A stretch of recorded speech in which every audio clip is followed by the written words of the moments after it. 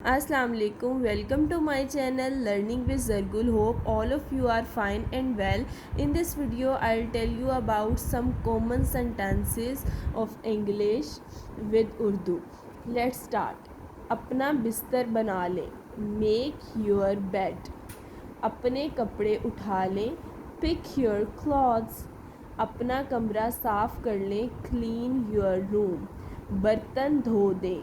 Wash the dishes. वो घर का काम कर रही थी. She was doing the chores. वो झाड़ू लगा रही है. She is sweeping.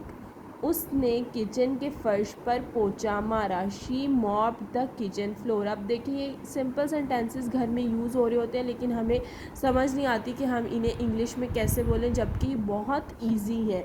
Please table साफ़ कर दें. Please wipe off this table.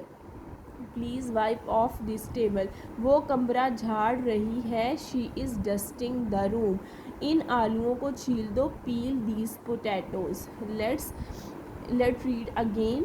अपना बिस्तर बना लें. Make your bed. Pick your clothes. अपने कपड़े उठा लें. अपना कमरा साफ़ कर लें. Clean your room. बर्तन धो दें. Wash the dishes. वो घर का काम कर रही थी. She was doing the chores. वो झाड़ू लगा रही है. She is sweeping.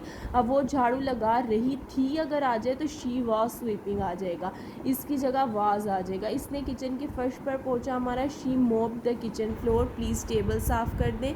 Please wipe off this table. वो कमरा झाड़ रही है. She is dusting the room. इन आलूओं को छील दो. Peel these potatoes.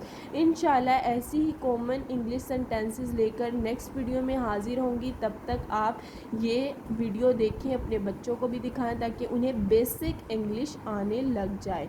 तब तक के लिए अल्लाह हाफ़िज़.